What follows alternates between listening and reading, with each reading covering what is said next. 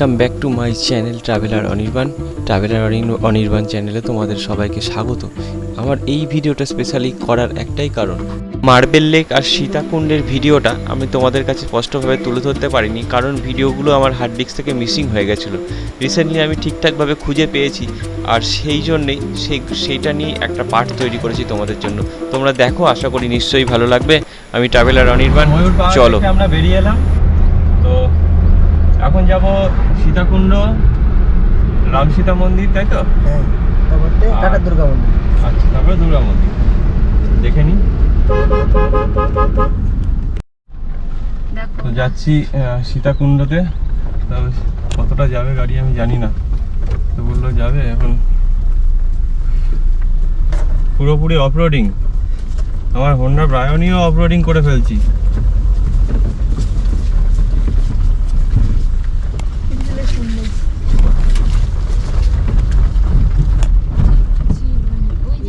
রাস্তা না থাকার দরুন আমরা খুব বেশি দূর গাড়ি নিয়ে এগোতে পারলাম না। কিছুটা যাওয়ার পরে আমাদের গাড়ি থেকে নেমে পড়তে হলো, কিন্তু এরপরে প্রচণ্ড রোদ্দুর, তারপরে আমাদের হাঁটতে হবে, এছাড়া কোনো উপায় নেই।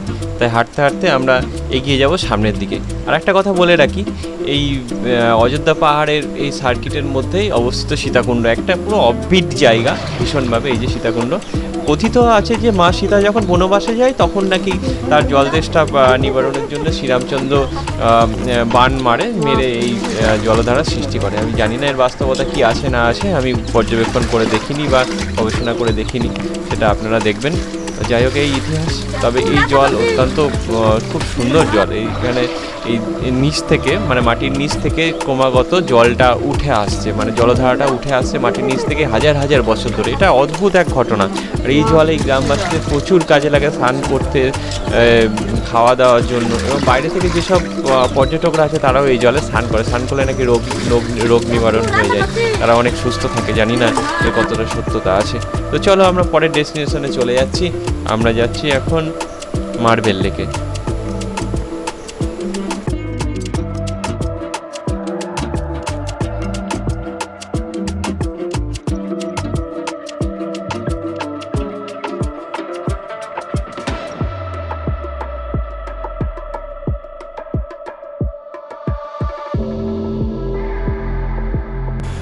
মার্বেল লেকে পৌঁছেই গাড়িটা পার্কিং করে আমরা যেটা দেখলাম, দুপাশ দিয়ে বিভিন্ন খেলনা আর কাঠের বিভিন্ন সামগ্রীর দোকান বসেছে, যেগুলো পর্যটকদের মনোরঞ্জনের জন্য, এবং পর্যটকরা এখান থেকে বিভিন্ন জিনিস কিনতেও পারে। তো আমরা এখন যাচ্ছি মার্বেল লেকের দিকে। তো যে দুপাশে, আমি জানি না, সুসজ্জিত দোকান দুপাশে।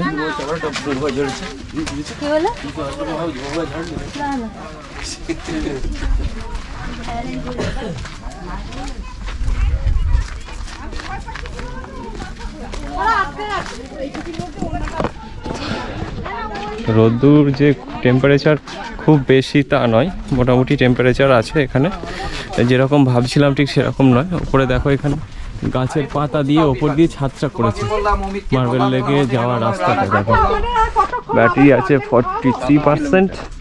আর আমি যাচ্ছি মার্বেল লেকের দিকে। আর দুপাশে এই যে খাবারের দোকান, দুপাশে।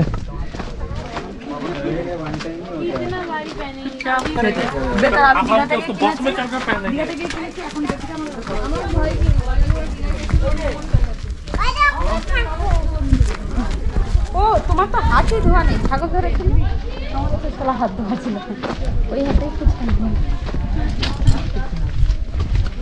হাত দিচ্ছেন।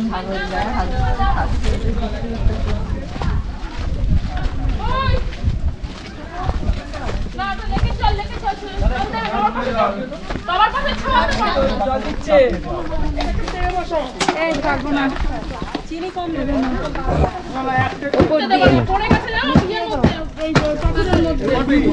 উপর দিয়ে উঠতে হবে।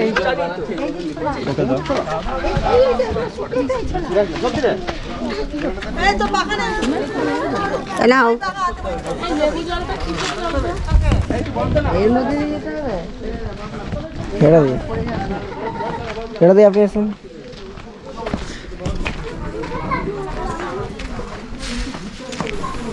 মার্বেল লেকের কাছাকাছি এসে যেটা দেখলাম যে এখানে গেট যেটা ছিল মেন গেটটা বন্ধ, কিন্তু মানুষ চলাচলের জন্য ঠিক একটা রাস্তা সাইড দিয়ে বার করে নিয়েছে, যেখানে বেড়া কেটে সবাই সেখান দিয়ে যাতায়াত করছে। আমারও অবস্থা কোনো উপায় নেই, দেখার লোভ সামলাতে পারলাম না, সেখান দিয়েই তাই ভেতরে প্রবেশ করলাম। প্রচণ্ড রোদ্রে অনেককে সাথে নিয়ে গেলাম না, ওকে রেখে দিয়ে আমি আমাদের যে ভাইটি ছিল গাইড হিসাবে তাকে নিয়ে ভেতরে চলে গেলাম, আর বাইরে সবাইকে ওয়েট করতে বললাম। তো চলো ভেতরে গিয়ে দেখি যে মার্বেল লেকে কেমন লাগছে দেখতে। ভাইকে পাঠিয়ে দাও, আমরা এখানটা এখানকার লেগে দাও। ভাই তুমি গিয়ে ভিডিওটা করে নিয়ে আসো। ঠিক আছে, তুমি এখানে নিয়ে ওখানে বসো, আমি করে আসছি। ঠিক আছে, চলো। টুক করে বেড়া টপকে আমরা ঢুকে পড়লাম মার্বেল লেকের ভেতরে। তো মার্বেল লেকে এখানে একটা কথা বলি যে এই লেকটা হচ্ছে ম্যানমেড লেক। এখানে গ্রানাইট ফাটিয়ে এই লেকটা তৈরি করা হয়েছে জলবিদ্যুৎ উৎপাদনের জন্য, এটা করা হয়েছিল। কিন্তু সেটাই এখন একটা পর্যটন কেন্দ্র হিসাবে গড়ে উঠেছে, মানে প্রচুর মানুষ আসে এখানে মার্বেল লেক দেখতে। অযোধ্যা সার্কিট যারা ট্যুর করতে আসে বা পুরুলিয়া ট্যুর করতে আসে, এটা না দেখলে যেন ইনকমপ্লিট থেকে যায় অযোধ্যা সার্কিট বেড়ানোর। আর এখানে দেখো মার্বেলের মতো দেখো পাথরগুলো দেখতে পুরো সাদা গ্রানাইট, মানে পাথরগুলো দেখো সাদা সাদা পুরো একদম মনে হচ্ছে যেন মার্বেল পাথর। সেখানে তো সেগুলো এই জন্যেই নাম হয়েছে মার্বেল লেক।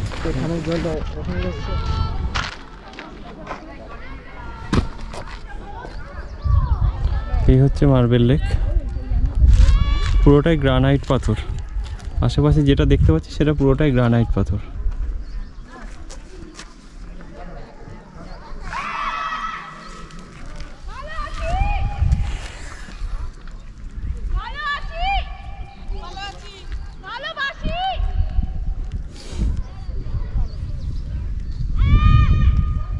পাগল হয়ে গেছে।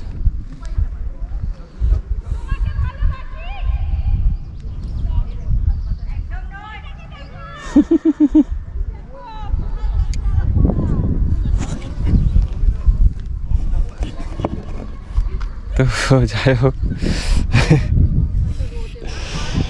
ওপর থেকে মানে এত আনন্দ পেয়েছে, ওপর থেকে সব চিৎকার করছে এখান থেকে, মানে যেটা বলছে সেটা ভাইব্রেট হচ্ছে আওয়াজটা, তো বিভিন্ন রকম কথা বলছে। তো প্রচণ্ড রৌদ্রের মধ্যেও বসলাম, কারণ এখানে একটু ঠান্ডা ঠান্ডা হাওয়া দিচ্ছে। তো যাক, বেশিক্ষণ দাঁড়াবো না এখানে, চলো অন্য জায়গায় যাই।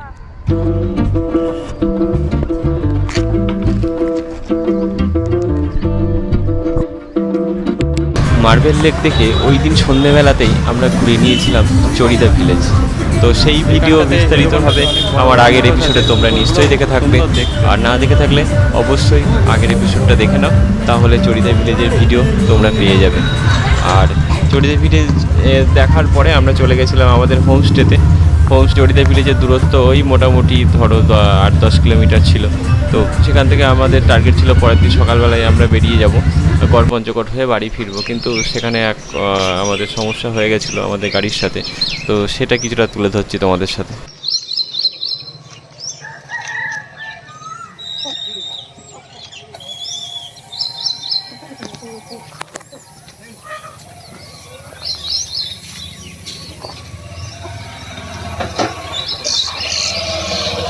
বরফ রেখেছিল।